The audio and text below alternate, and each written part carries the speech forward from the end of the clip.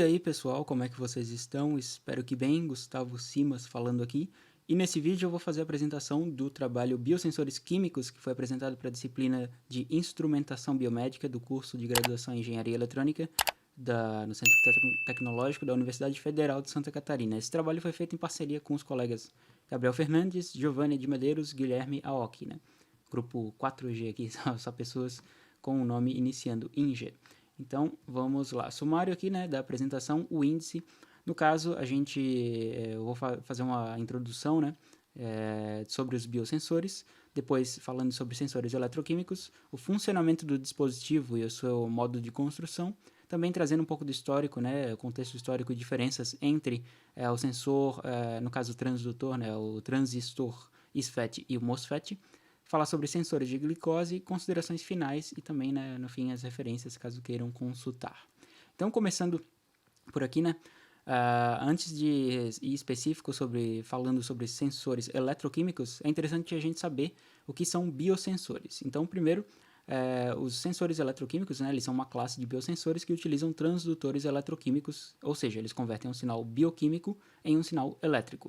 Então, a partir de íons, a partir de concentrações de certos materiais biológicos, como enzimas, células, DNA, entre outros, essas propriedades elas modificam outras propriedades elétricas do transdutor e com isso a gente tem um sinal que é mensurável e por processamento de sinal ou amplificação ele pode ser disponibilizado aí em computadores, né, em sistemas eletrônicos. Eles podem captar também, né, detectar sinais materiais não biológicos como alguns metais e gases, mas em geral não é utilizado para materiais não biológicos, né, mas sim só para materiais biológicos. Temos aqui o diagrama de transdução, ou seja, esse diagrama simplificado ele mostra como é que é o funcionamento, né, de sensores, de biosensores, ou seja, a gente tem um analito, que pode ser ali, como eu falei, enzimas, DNA, qualquer outro analito que seja analisado, que queira ser analisado. Temos a interface do eletrodo, essa informação biológica tem uma transformação elétrica, né, por conta do transdutor, e esse sinal eletroquímico é amplificado, né, e processado por dispositivos eletrônicos, aqui no caso representado por um computador, né, um notebook. Pode haver também, né, como ele é mostrado aqui, né, de certa forma, interferência entre os analitos que a gente quer observar, o que reduz a seletividade do nosso transdutor. Então, já pegando o gancho em relação às características ideais que um biosensor deve ter, não só um biosensor, mas outros tipos de sensores também. Então, aqui temos essa tabela que mostra a característica numa coluna e descrição na outra. Então, primeira característica, né, o tempo de análise, ou seja, é interessante, né, e idealmente, esses biosensores têm que ter análises rápidas com resposta ao analito em tempo real. Aqui no caso em tempo real, né, entre aspas, porque de certa forma é impossível que se tenha uma resposta elétrica em função, né, da modificação eletroquímica do analito de modo simultâneo, né, de modo imediato. Então não tem esse tempo real simultâneo, né, mas entre aspas, de forma que seja o mais rápido possível. Sensibilidade, na descrição, né, dessa característica, é importante e relevante que tenha uma alta sensibilidade para a detecção de baixas concentrações do analito. Então, mesmo em baixas concentrações do composto que a gente quer analisar, é interessante que o nosso transdutor tenha uma sensibilidade boa. Seletividade, que não está relacionado com sensibilidade, mas no caso que permite distinguir entre o analito alvo, que a gente quer analisar, e demais espécies compostas, né, como a gente verificou ali no slide anterior. Como pode haver interferência, é interessante que, por exemplo, o nosso transdutor que queira analisar só as bolas amarelas, aqui no caso, por exemplo, né, em forma abstrata, ele não capte, né, sinais, não se interfira a partir de outros analitos. Né. Aqui no caso não é as bolas, né, pela forma geométrica que ele está aqui, ele se corresponde a esses polígonos aqui nesse tom aqui um pouco mais rosado, né. Outra característica, precisão. É interessante que tenha alta acurácia, né? Redução do que são os erros tipo 1, que são os falsos positivos, e também erros do tipo 2, que são os falsos negativos. Robustez, ou seja, insensibilidade às condições ambientais. Então, com isso, né, o nosso sensor tem que ter robustez à variação de temperatura, pressão, pH, entre outras questões aí envolvidas, né, no ambiente a qual ele está envolvido. As aplicações em relação às aplicações e a classificação dos biosensores, a gente pode dividir nesse diagrama de hierarquia.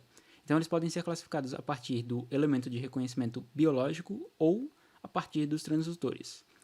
Então, a partir do elemento de reconhecimento biológico, a gente tem sensores enzimáticos, imunossensores, genossensores, celulares e sensores biomiméticos. Já em relação à classificação por transdutores, temos sensores eletroquímicos, que é o foco desse trabalho, piezoelétricos, calorimétricos e ópticos. As aplicações elas podem ser utilizadas no diagnóstico e monitoramento de doenças, né, na parte aí mais de medicina, enfermagem, em relação à segurança alimentar, qualquer trabalho, qualquer aplicação que seja voltada à segurança alimentar, tanto humana quanto animal, monitoramento ambiental e também análise forense, mais questões voltadas aí a fatores jurídicos, né, que envolvam qualquer questão forense. Então vamos lá nessas classificações, é interessante a gente conhecer, né, cada uma delas. Primeiro, sensores enzimáticos, são biocatalisadores eficientes, ou seja, eles reconhecem os substratos, as enzimas, e possibilitam a transformação, né, no caso do nosso sinal para o sinal elétrico que a gente quer no final. Esses foram um dos primeiros biosensores a serem desenvolvidos pelo Clark e Lyons, como vai ser falado mais adiante na seção de história, né? O sensor, né, de enzima glicose oxidase. Então a gente tem aqui embaixo, né, essa barra, esse retângulo preto, e no caso a enzima, que é utilizada como bioreceptor. E aqui a gente tem essa barra preta, esse conjunto seria o transdutor, seria o eletrodo para fazer a transdução do sinal que é captado por esse, que é captado, né, no substrato, que seria representado por esse retângulo azul, que de certa forma, né, se encaixa ou tem uma interação. A gente representa geometricamente, né, visualmente como esse encaixe, mas no caso, né, fisicamente, de forma real, é uma interação que ocorre entre o transdutor e, no caso, o substrato que a gente quer analisar. Não necessariamente vai ter esse encaixe, né, geométrico em realidade. Seguindo, temos os imunossensores. Os imunossensores são sensores que monitoram a interação entre antígeno e anticorpo. Então, dessa forma, a gente tem o quê? A gente tem aqui embaixo, nessas barras, no caso, de novo, né, o eletrodo seria o antígeno e essa gota, né, em azul seria o anticorpo. Eles têm detecção rápida, claro que outros sensores também têm detecção rápida, mas no caso a gente sempre destaca a característica mais sobressalente, né, que sobressai em relação a outros. Então ele tem detecção rápida em comparação com outros biosensores, e as aplicações podem ser na saúde pública, química analítica e clínica, e qualidade de alimentos também. Seguindo, temos aqui os genossensores, que são sensores que, como o próprio nome já diz, né, de genética, né, voltado a reconhecimento de ácidos nucleicos, né, o DNA e o RNA. Eles têm alta especificidade quando em comparação com outros também, e aplicações são para detecção de doenças genéticas principalmente. Biosensores celulares utilizam receptores microbianos, micro-organismos, de forma tal que esses fungos e essas bactérias são utilizadas como receptores no nosso sistema. E as aplicações são para monitoramento ambiental, indústria alimentícia e fermentação. Não exclusivamente essas aplicações, esses sensores não exclusivamente servem para essas aplicações, mas aqui se destaca só as principais, né, as mais utilizadas. E, finalmente, os biomiméticos são aqueles que, como o acrônimo diz aqui, né, mimesis, eles imitam, ou seja, eles tentam simular moléculas reais. No caso, elas são sintéticas, né? São moléculas artificiais que atuam como reconhecedores. Dessa forma, eles são aplicados como biosensores ópticos para a detecção de anticorpos de vírus, detecção de imunoglobina, entre outros.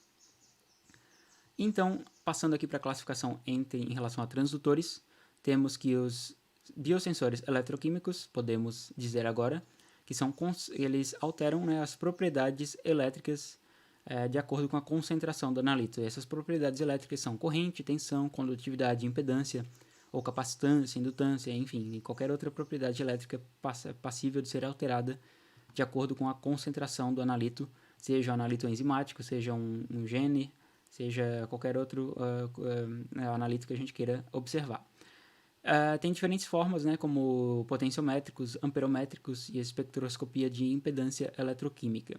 Aqui tem uma figura que representa, né, os diferentes tipos. Aqui eu não vou falar sobre os piezoelétricos ou os calorimétricos, né, nem os ópticos, mas aqui no caso essa figura ilustra, né, os diferentes tipos que mostram como é que funciona basicamente em diagrama simplificado esses outros biosensores. Então, em relação às vantagens e às desvantagens, nos casos as desvantagens não são bem desvantagens perenes, né? São mais como desafios atuais nas aplicações que a gente observa e utiliza os biosensores. Mas vamos lá para as vantagens, de acordo com a referência 5, que vai estar lá no final dos slides também. Eles têm baixo custo, em geral, sensibilidade, seletividade e possibilidade de miniaturização, como a gente vê hoje em dia aí, biosensores planares, biosensores que a gente vai ver também em outras aplicações que podem ser colocados na pele, né? Então tem diferentes formas de miniaturização e cada vez mais com o avanço tecnológico, pesquisa e desenvolvimento, a gente vem capacitando e possibilitando essa miniaturização. E também entre outras questões, possibilitando reduzir custos, possibilitando aumentar a sensibilidade e a seletividade.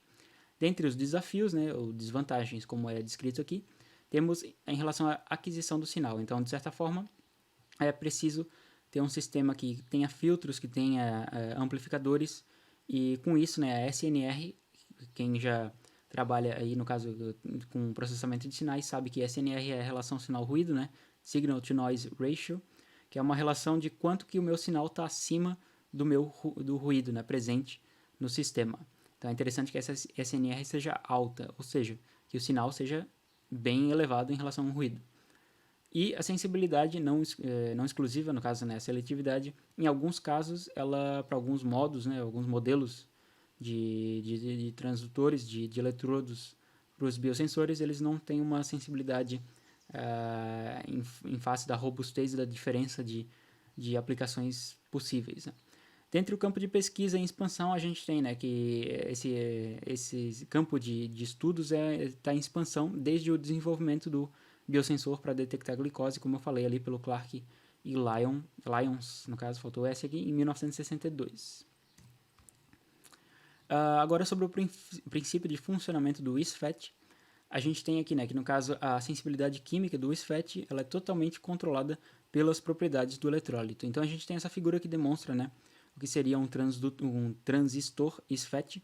Ele tem o substrato aqui embaixo, né, tem o source, que seria a fonte, o dreno, e no meio que seria o gate. Então, de certa forma, ele não tem um gate, né, ele tem um gate flutuante que, a partir de uma referência, né, de a propriedade do nosso eletrólito de íons, a gente regula essa relação para formar um canal aqui entre source e drain e possibilitar a corrente passar, né, do source, né, da fonte para o dreno.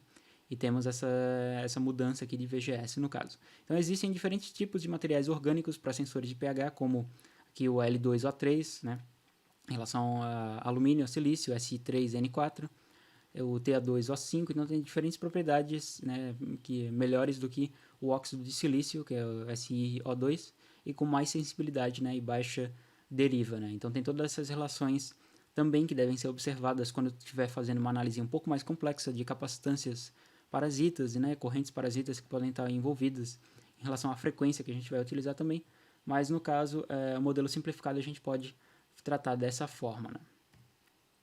Então aqui a gente tem, né, que outra figura ilustrando que temos um substrato, né, o corpo de silício de um transistor aqui, né, de tipo N, com um contato, né, de source, o contato de dreno, contato de corpo, e temos uma solução aqui, né, um cloreto de ácido clorídrico, né, o HCl, e também com íons Na+, né, íons de sódio. Então nessa solução a gente tem íons de sódio, íons de hidrogênio e de cloro, que eles, por conta de uma membrana, né, de seletividade de íons, que seleciona, no caso, os íons de hidrogênio, a gente tem essa formação do canal nesse sistema aqui que é representado. Né?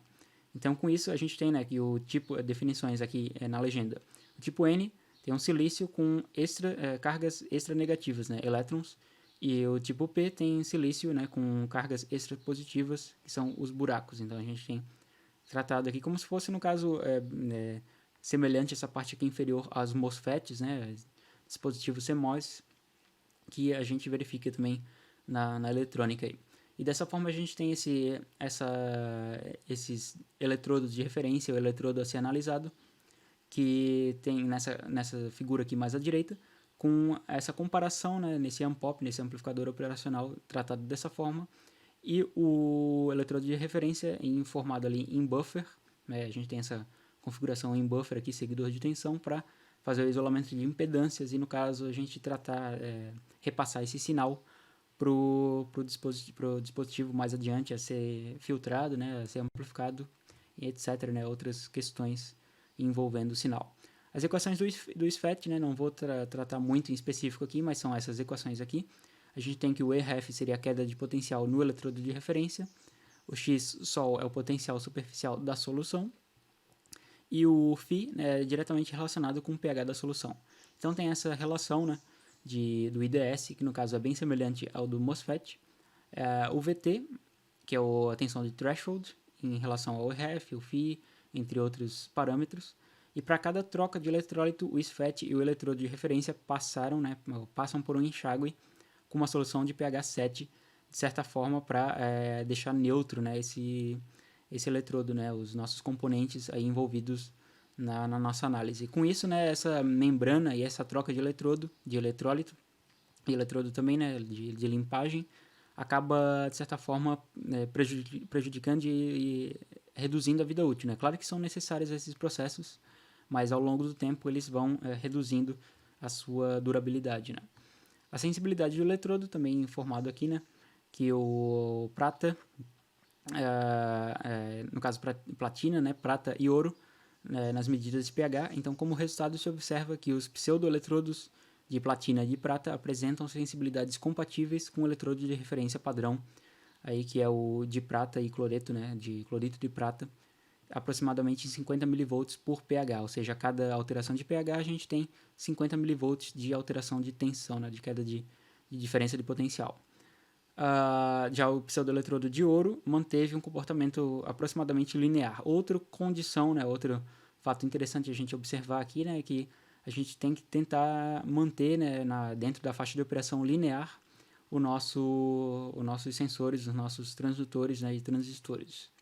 Com isso a gente tem essa sensibilidade aqui, no caso para o ouro, né, na faixa de 32 a 34 mV por pH, por alteração de pH.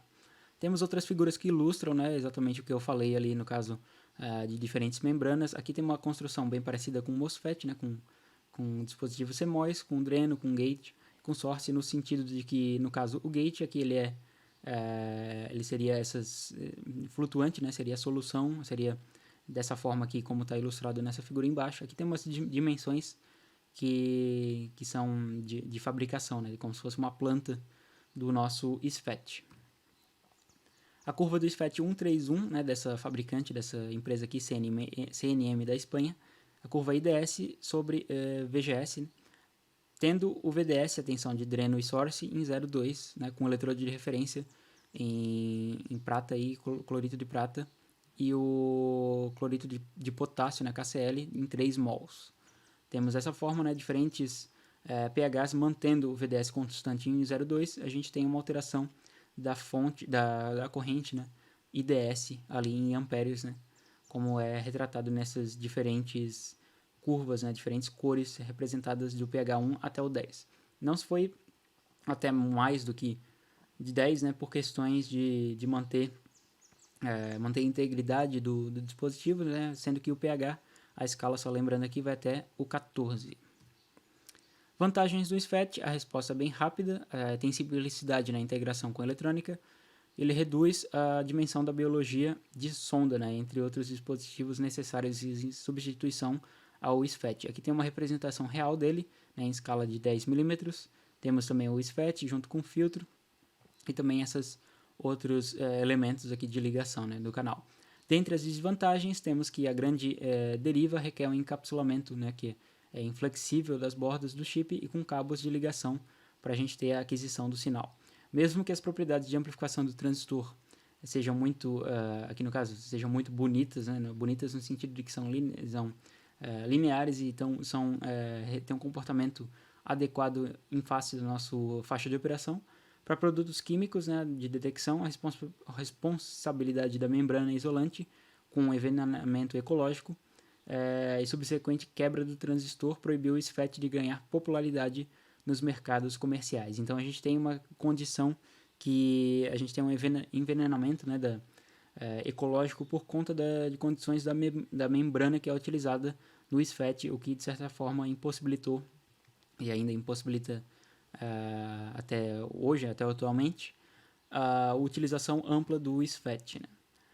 Mas aqui, né, contextualizando um pouco o SFET, a gente tem que voltar, né, para a invenção do MOSFET, que no caso foi em 1959 por Atala e Kang nos Bell Labs. Então, Bell Labs é uma empresa aí, né, uma instituição que vem desde a sua criação trazendo inovação na área da eletrônica e da engenharia elétrica e trazendo muitos novos dispositivos para utilização ampla. Então temos aqui, né, essa invenção em 1959 e essa patente aqui de 1963, né, de 31 de maio, né, no caso foi enviada, né, filed em 60, mas registrada em 63, como mostra a condição aqui de construção do nosso dispositivo, né, que tem todos esses parâmetros principais, como o L, né, o L e o W, largura e comprimento do nosso transistor dado pelo canal, pelo gate, né, largura do canal, junto aqui, né, o source e drain.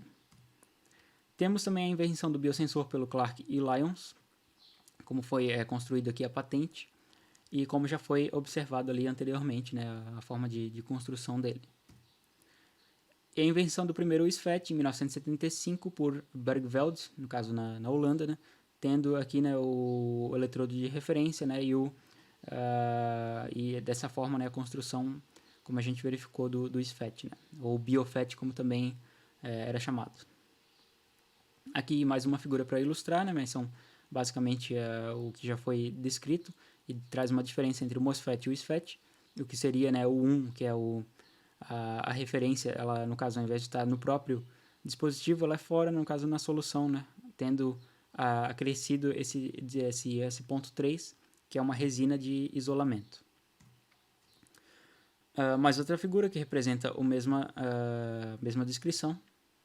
Agora falando um pouco sobre glicose, né, e a relação que a gente vai trazer glicose com os biosensores. Então, a glicose ela está diretamente relacionada com a ação da insulina no corpo. E temos esse diagrama que representa, né, que o consumo de carboidrato na alimentação e o organismo transforma esse carboidrato ingerido em glicose. A partir daí, o pâncreas, principalmente, né, o órgão pâncreas, produz a insulina para as células do corpo receberem a glicose. E as células recebem a glicose e elas são nutridas, e dessa forma o carboidrato não consumido vai para o tecido adiposo em forma de reserva de gordura. Então esse é o ciclo, né? Não o ciclo, mas o processo desde o consumo de carboidrato até a sua transformação em glicose e reserva em gordura no nosso organismo. Temos aqui 3 diferentes tipos, né, de patologias possíveis, né, em relação à glicose: hipoglicemia, com glicose baixa, normal e hiperglicemia. Então a gente tem aqui esses bolinhas em azul, né, ou em branco aqui, como sendo a glicose, os leucócitos em amarelo e as hemácias em vermelho. Então a hipoglicemia seria baixa glicose, normal e depois hiperglicemia. Temos também umas métricas que podem ser vistas, como a gente vai ver daqui a pouco. Hipoglicemia pode causar, né, dentre os sintomas, taquicardia, sudorese, tremores, palidez, e a hiperglicemia é o excesso de açúcar no sangue e causa cansaço, a visão turva, polidipsia, que seria sede em demasia, né, sede em excesso, e a poliúria, que é o aumento do volume urinário. E, de certa forma, a hipoglicemia é mais preocupante, ela é mais perigosa também do que a hiperglicemia, de forma tal que a hiperglicemia, o organismo tem mecanismos mais adequados para tentar regular a quantidade excessiva de glicose no nosso sangue, né, o excesso de açúcar no nosso sangue. Já a hipoglicemia, ela tem sintomas também que são mais perigosos, como a gente pode ver aqui, né. Em relação às métricas que a gente verificou ali, né, em relação à glicose e já puxando aqui sobre a diabetes, temos que de 70 a 100 o valor de glicose no sangue seria normal, já de 101 a 125, né, a concentração um sinal de risco, tem que acender um alerta aí, um sinal vermelho para tomar atenção. Já acima de 126 é algo assim bem preocupante, né? Já é sinal, indício aí de diabetes no sangue, né? No corpo. E temos dois tipos. O tipo 1 seria o pâncreas perde a capacidade de produzir a insulina em decorrência de um defeito no sistema imunológico, e isso afeta de 5 a 10% dos pacientes, né, com diabetes. Então, o tipo 2 ele é o mais comum, afeta aí 90% dos pacientes com diabetes, e ele é devido, né, à diminuição da secreção de insulina e resistência à insulina por parte do corpo.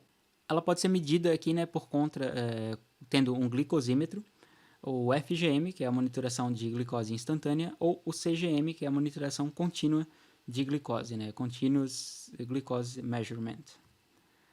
Temos a medição, né, ainda em relação à medição, na glicemia capilar, que ela é obtida do sangue, né, então a glicose em miligramas existente em cada decilitro de sangue. Dá para ter a gente verificar essa figura que representa, né, a glicose em excesso, já remetendo também ao que é a figura anteriormente que a gente tratou lá da hiperglicemia. Então a glicemia no líquido intersticial é uma outra forma de ser verificada a medida, né, a glicose no corpo, por conta de verificação, né, desses sensores que ele vê pela pele, mas não precisa, né, fazer retirar o sangue da pessoa com a lanceta, como outros glicosímetros, né? Então a gente tem, né, a pele, temos aqui o sensor de glicose, que é essa haste aqui que chega na parte intersticial.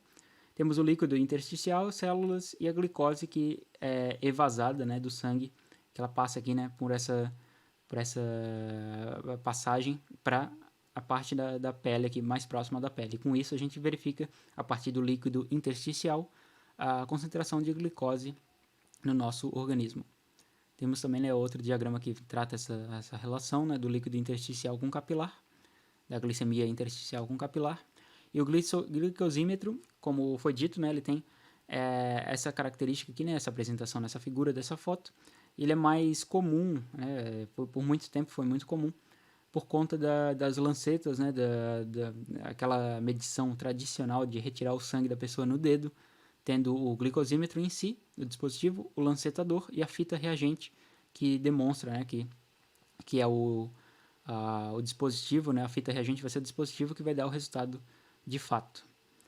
Temos um exemplo aqui de um aplicativo feito pelo colega Guilherme Aoki, que foi em relação a envio de informações sobre a concentração, né, de glicose, né, no sangue da pessoa em cada dia. Então, com isso, foi feito esse aplicativo bem básico, como forma de demonstração, né, numa disciplina, de que a pessoa colocava a sua data, né, colocava a data que foi feita, a medição, informava o valor do glicosímetro, e com isso, né, a partir de certo threshold, de certo limiar, acima de 140, era informado via celular, né, via SMS aqui, qual foi o valor medido e qual foi o dia. Então tem aqui, né, valor medido, dia foi 200 no dia 17, valor medido foi 180 no dia 19 e assim por diante. Dessa forma a gente tem um registro das informações biológicas da pessoa.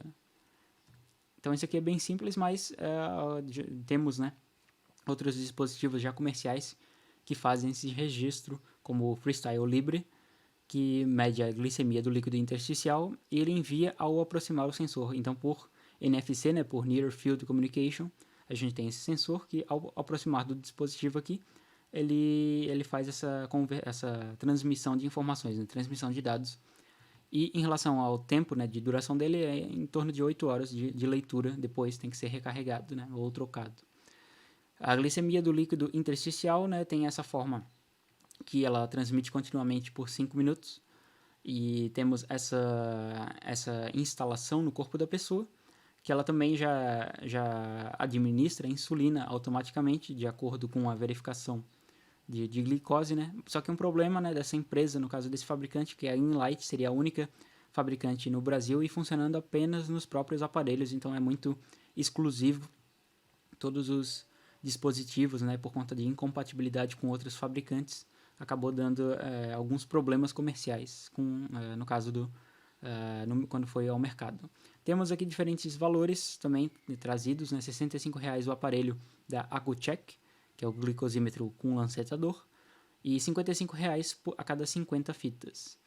R$ 240,00 por uma unidade do Freestyle Libre e tem a validade de 15 dias. Depois disso tem que ser trocado o dispositivo de sensor, biosensor, né? E temos esse dispositivo da Enlight, que é R$ 1.850,00 a cada 5 sensores, e temos validade de 6 dias. Então, dependendo, né, do tipo, né, do modelo de glicosímetro, modelo de biosensor, que a gente de sistema com biosensores que a gente está utilizando, tem diferentes preços, diferentes durabilidades, né, validades. Então, cabe ao consumidor avaliar qual é a melhor opção. Temos outras curiosidades aqui, né, de ontoforese reversa, que é uma outra forma de verificação da glicose por meio de aplicar uma corrente na pele do usuário, né, ontoforese reversa para sensoriamento de glicose, e com essa fonte de corrente constante a gente conseguiria, né, por meio de uma corrente baixa, tipicamente ali 0,5 mA a cada centímetro quadrado, extrair a glicose por meio de verificação dos íons, né, ânions e cátions, ânions o Cl- e cátions Na+, tendo também um hidrogel contendo, né, a glicose oxidase para fazer esse contato. Porém, né, por meio de aplicações e testes, verificações, foi feito que essa aplicação de corrente elétrica durante apenas 3 minutos já causava irritação no usuário, né, no paciente. E por meio disso precisava também de um warm-up de 2 horas, né, de certa forma, depois de ser utilizado. E por conta disso acabou não sendo muito utilizado, não temos esse dispositivo, essa iontoforese reversa, né, descartada em relação à medição de glicose. Finalmente, em relação às considerações finais, temos aqui que essa área, né, como foi falado lá no início, né, de biosensores, é uma área de pesquisa em expansão, né, pesquisa e desenvolvimento, e dentre os desafios e aperfeiçoamentos necessários, podemos classificar e listar aqui o aprimoramento da robustez, frente em face à variação de temperatura, pressão, vibração no ambiente, pH e a regeneração de biosensores, o que, de certa forma, como a gente verificou lá no caso das membranas, pode causar envenenamento ecológico, a miniaturização e redução de custos, que cada vez mais, até mesmo com o avanço de biomems, né, que seriam sistemas microeletromecânicos, que podem interagir diretamente dentro do organismo do usuário, né, do usuário humano ou animal, e automatização e melhoramento de interface com o usuário, de certa forma, a promover maior controle e automatização de processos, reduzindo questões manuais de manipulação do usuário, né, facilitando o uso, né, a experiência do usuário, e com o avanço, né, de inteligência artificial, a gente tem cada vez mais esses processos mais aprimorados. Novas aplicações, como foi visto, né, dispositivos wearables, né, vestíveis, na agricultura já vem sendo utilizado para detecção de patógenos bacterianos e virais nos animais e também na agricultura, como foi dito aqui, né, tanto agricultura quanto pecuária. A otimização de processo de produção de biocombustível, também biosensores são utilizados nessa área aqui mais voltada, né, a energias renováveis e sustentabilidade, né, produção de biocombustível, e entre outras aplicações aí de Big Data, né, de IoT para monitoramento ambiental, para análise forense, para clínica, né, química clínica, entre outras, como foi dito lá no início. Então aqui estão as referências, caso queiram verificar. E e-mails para contato também disponíveis, né, caso tenham qualquer dúvida, sugestão ou críticas, ou podem deixar também aí podem deixar nos comentários do vídeo, que respondo quando disponível. Então espero que tenham gostado, que tenha sido de algum proveito. Até a próxima, valeu!